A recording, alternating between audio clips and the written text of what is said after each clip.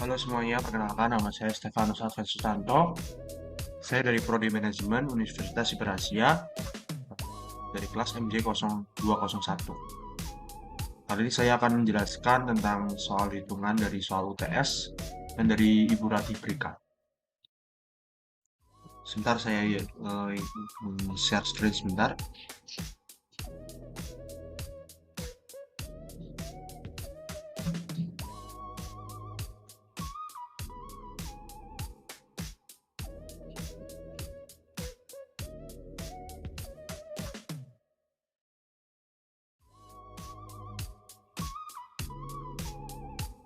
Soal yang pertama adalah dari soal hitungan dengan data 31 restoran Depok dalam juta rupiah ya penjualannya. Kita mendapatkan 4 soal yaitu kelompokan data tersebut, hitunglah ukuran jarak varians dan simpangan bakunya, hitunglah tingkat squeamism atau kemiringan dan tingkat kortonis atau tingkat keluncingan, gambarkan grafik dan jelaskan interpretasi Anda. Oke, saya akan share screen jawaban saya.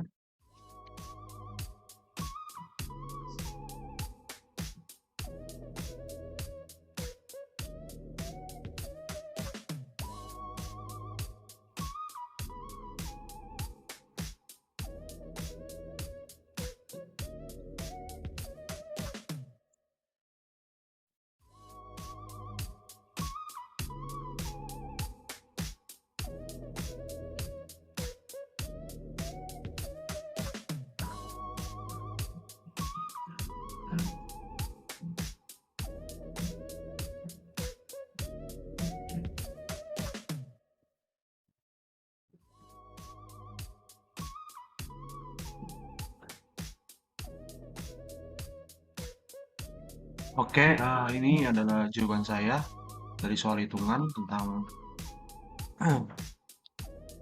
di sini ada soal pertama adalah membagi kelas. Saya membagi kelasnya berdasarkan seperti ini ya.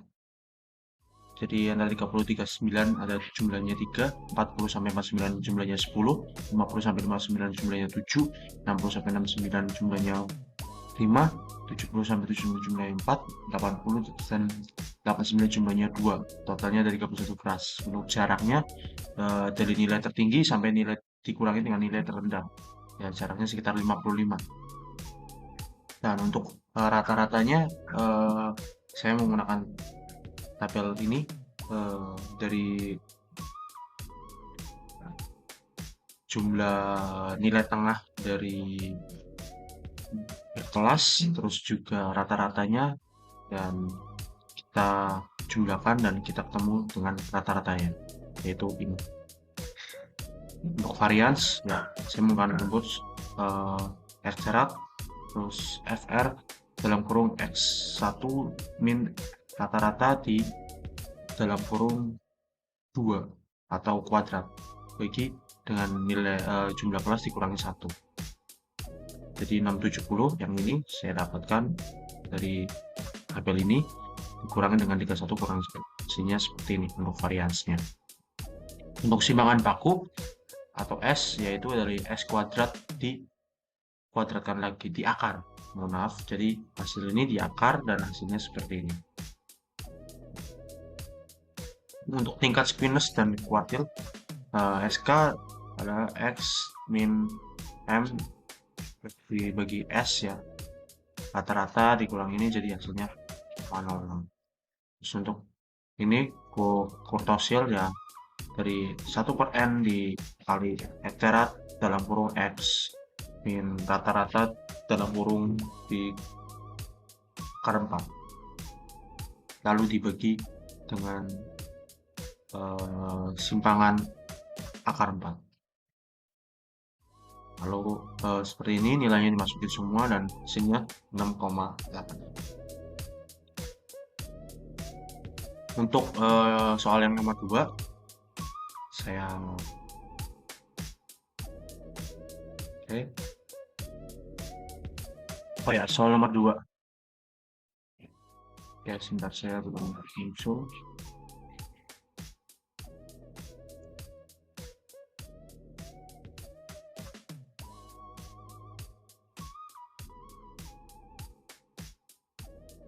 Ya, saya udah muncul, oke.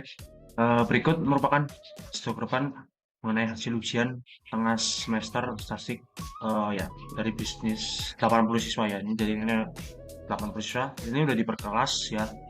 Eh, dan soalnya dari data histogram tersebut, Anda dimintai untuk menganalisis apakah kurva-kurva simetris atau tidak.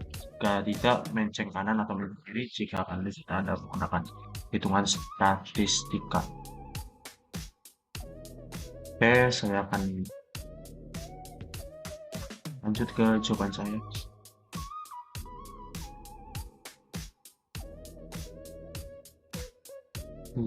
Oke, untuk yang soal nomor 2 ya bisa histogram hasil ujian. Dari histogram yang diberikan kita bisa melakukan analisis mengenai materi kemencengan kurva distribusi 89. Dari distribusinya kita bisa lihat frekuensi per internal, yaitu ini kita berikan simetrik ukurannya.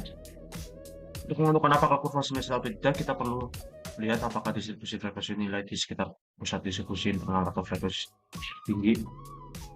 Interval dari frekuensi tertinggi adalah di 70 sampai 9, yaitu ada 24 mahasiswa. Kita lihat sendiri di ya, kelasnya paling banyak, dan interval di sebelah kiri adalah 60 sampai 69, ada 18 siswa.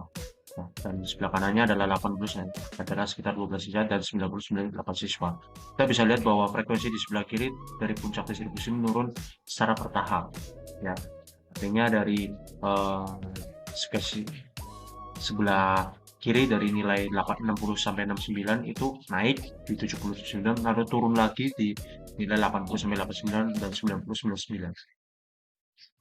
Frekuensi di sebelah kanan dari puncak distribusi juga menurun secara bertahap dari 24 ke 12 sampai 8. Tapi dengan penurunan yang lebih tajam setelah interval 70 sampai 8. Mencengan skenes dari pengamatan di atas terlihat bahwa penurunan frekuensi di sebelah kanan puncak distribusi lebih tajam dibandingkan dari sebelah kiri. Ini menunjukkan bahwa data cloud cenderung memiliki ekor yang lebih panjang dari sisi distribusi, yang berarti distribusi menceng kiri atau negatively skewed.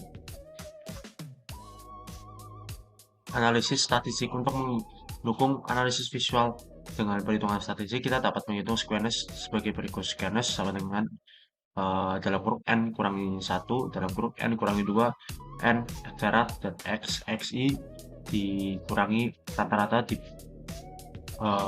kuadrat 3. Namun perhitungan detail squareness memerlukan data mentah atau setidaknya rata-rata dan simpangan baku S. Dalam kasus ini kita bisa menyimpulkan bahwa berdasarkan pola histogram kesimpulan kurva tidak simetris distribusi data terlihat tidak simetris menceng ke kiri atau negatif scattered.